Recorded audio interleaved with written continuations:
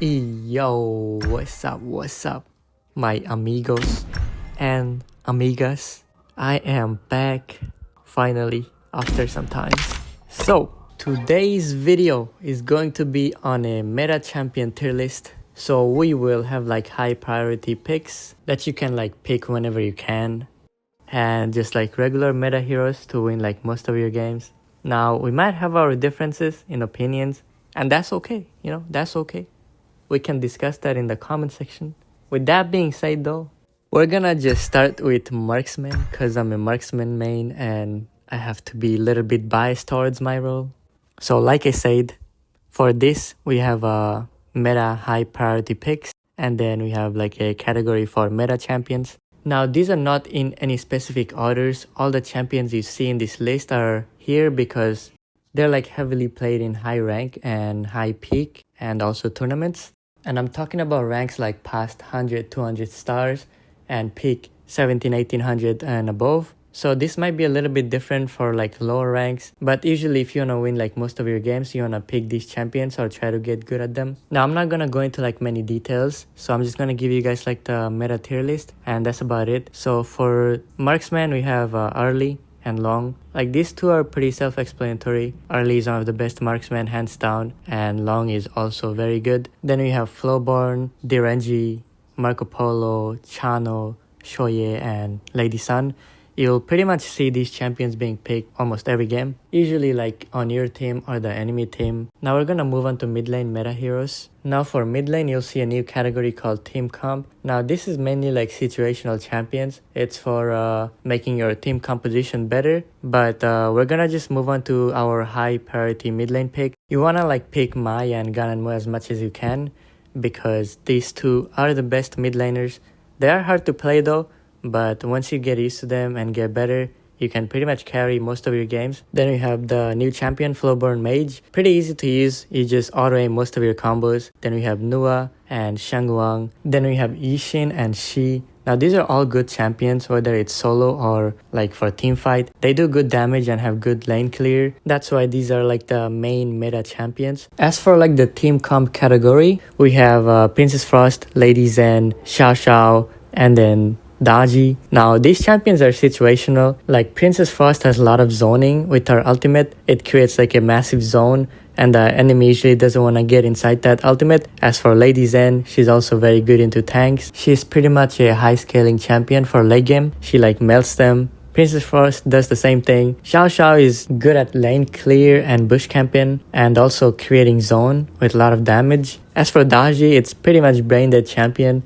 If the enemy has like assassins, you just point, click, stun them and they'll just hate their fucking life. Like I'm telling you, if there's one thing that the assassins hate, it's getting stunned. And Daji has the easiest stun. You basically point, click, and they're stunned for 1 second. Now she's not like meta or anything, but I just put her there cause it's fucking Daji. Hella underrated against like assassins. Anyways, moving on to jungle. So for the jungle priority picks, we have Jing, Luna, and Pei. Now these three are the best junglers, but it's hard to play. Like especially the first two, Jing and Luna, very hard to play. And for the meta picks, we have Ogren, Hanshin, Lamb, Fade, Ying, and we also have Aguro and Menki. Now, these are all good champions if you know how to play them. Though I feel like most of the jungle is like usually broken if you know how to play them properly. But that really depends on the player. Anyways, moving on to support now. Generally speaking, like carrying with a support is very hard thing to do because the role itself is heavily dependent on the team itself. And the purpose of the role is to like provide your teammates with the best utility you can. So for example, like healing,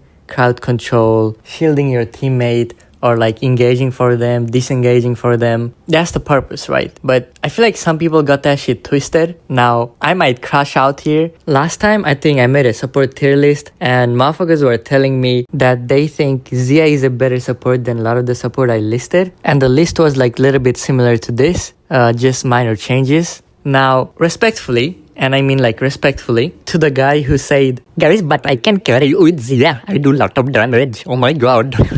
Like, bro.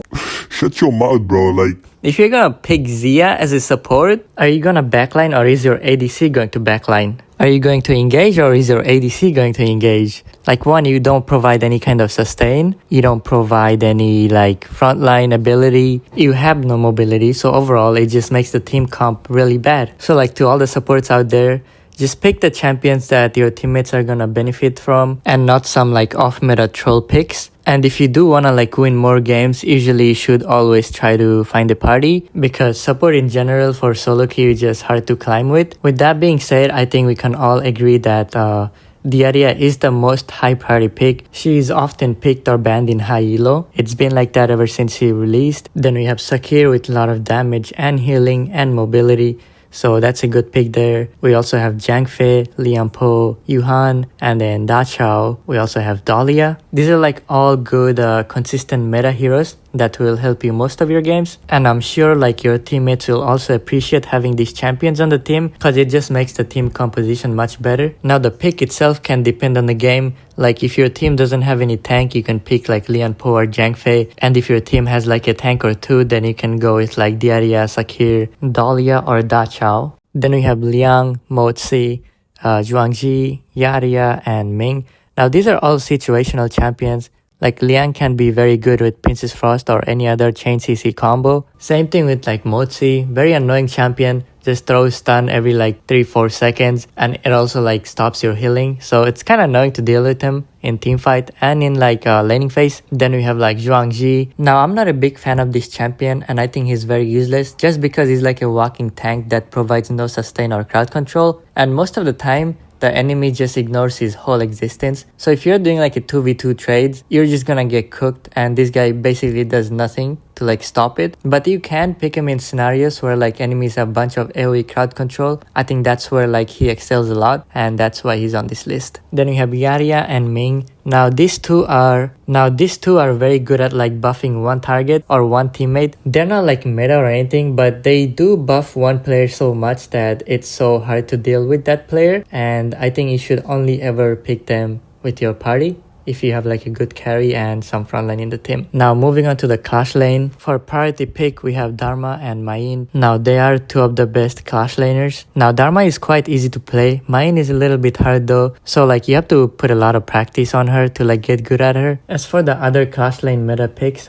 we have Byron, pretty easy to play. We have Guan Yu. He's pretty hard to play and Mulan is also hard to play. Then you also have Charlotte who also is kind of difficult to play. And then we have Fatih. Now he did get nerfed but he's still OP. Then we also have Bai Chi, Dun, Jiang Yu, and then Flowborn, Fuzi, and Sunset. Now these are like all good Clash laners because they can teamfight very well. They have crowd control. They're very tanky. And for a Clash lane, I think being able to frontline is like one of the best thing you can do for your teammates. And that's why like these guys are like the meta picks. And I think that's about it for the video though. I will see you guys in the next video. If you do enjoy the video though, make sure to subscribe and I shall see you guys later.